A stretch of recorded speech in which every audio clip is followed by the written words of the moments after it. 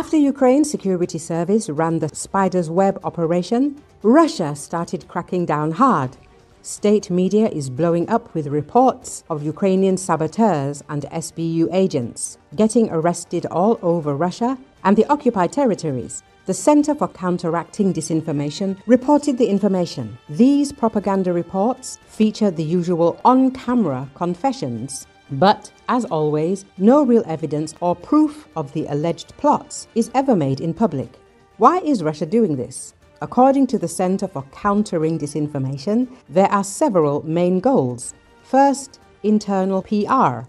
With Putin staying silent about strikes on strategic aviation airfields, Russian security forces are trying to show they're in control.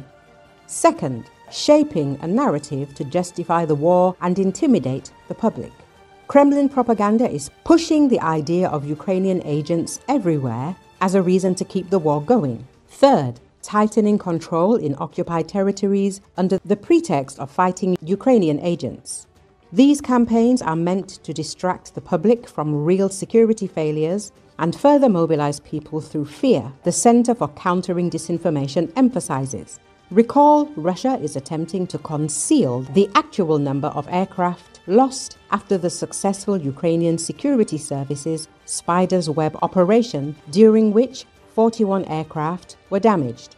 According to the sources, Russia is replacing destroyed aircraft at airfields with undamaged ones to conceal the damaged planes from satellite images. The sources also note that OSINT analysts recorded a case where, on June the 2nd, a burned Tu-95 aircraft was visible at one of the targeted airfields, but by June the 4th, an intact aircraft was in the same spot.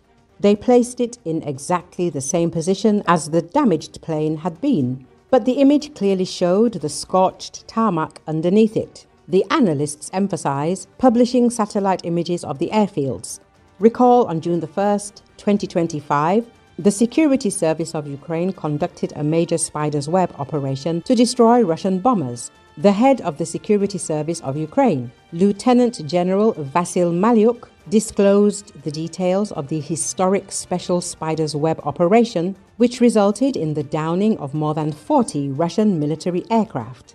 Satellite images of the Russian Belaya Air Base confirmed damage to aircraft following an operation by the Security Service of Ukraine.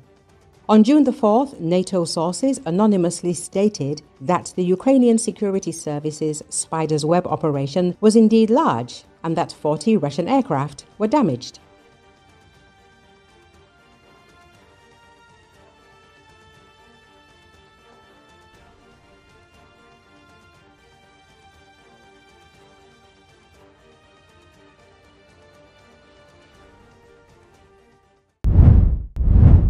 The crew of a cargo ship carrying 3,000 vehicles to Mexico, including 800 electric vehicles, abandoned ship after they could not control a fire in waters off Alaska's Aleutian Island chain.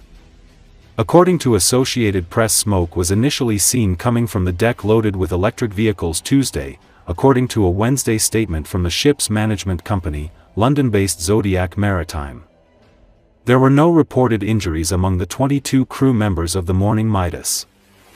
Crew members abandoned ship and were later transferred from lifeboats to a nearby merchant vessel in the North Pacific, roughly 300 miles southwest of Adak Island.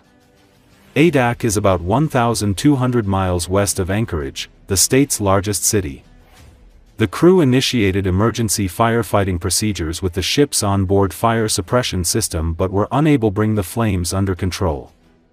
The relevant authorities have been notified, and we are working closely with emergency responders with a tug being deployed to support salvage and firefighting operations, Zodiac Maritime said in a statement. Our priorities are to ensure the continued safety of the crew and protect the marine environment. The U.S. Coast Guard said it was sending air crews to Adak and a ship to the area.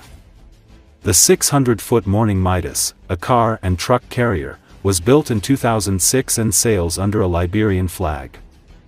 The cars left Yantai, China, on May 26, according to the industry site marinetraffic.com.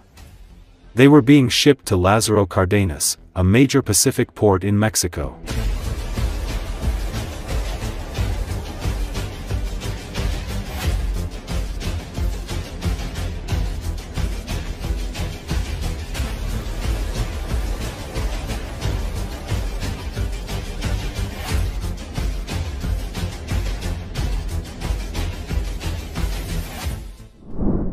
NATO Secretary-General Mark Rutte has reaffirmed the alliance's commitment to Ukraine in its war against Russia. According to Associated Press, speaking alongside Ukrainian Defense Minister Rustem Umerov ahead of a Ukraine Defense Contact Group meeting, Rutte said the meeting was taking place at a moment when the Russians are still attacking innocent people in Ukraine cities.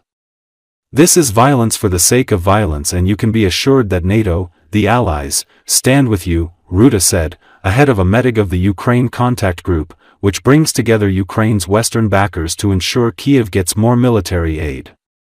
The U.S. Defense Secretary Pete Hegseth will be absent from the meeting for the first time since the group was set up 3 years ago. He will arrive in Brussels after it's over. Rutte repeated his assertion from earlier in the day, saying U.S. President Donald Trump remains committed to the EU's aims. What we need to achieve is a durable and lasting peace, and I commend President Trump's efforts to get there, he said. Ukraine's Minister of Defense Rustem Umerov said Ukraine wants peace, but suggested tensions remain with the U.S. president. We have supported the initiative from President Trump from February. Ukraine sends its teams all the time for the negotiations, but we see that at the moment ultimatums continue, Umerov said.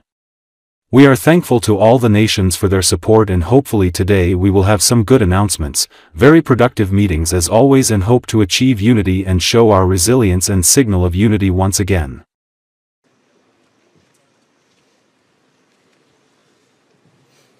Rustem, warm welcome again to NATO headquarters. We will have today our Ukraine Defense Contact Group with many ministers attending. And this takes place at a moment when the Russians are still attacking innocent people in Ukraine, cities. This is violence for the sake of violence. And you can be assured that NATO, the allies, stand with you to continue the support for Ukraine through our command in Wiesbaden. We are capturing all the lessons through our joint. What we need to achieve is a durable and lasting peace. And I commend President Trump's efforts to get there. I'm so glad that you are personally and also your senior colleagues involved in bringing this conflict to a durable end. And let's pray that we will get there as soon as possible. But in the meantime, making sure that you have what you need to stay in the fight and to make sure that whenever it ends, that Putin will know that he should never, ever again try to attack Ukraine. So again, thank you so much. Thank you. Thank you, Mark. Thank you.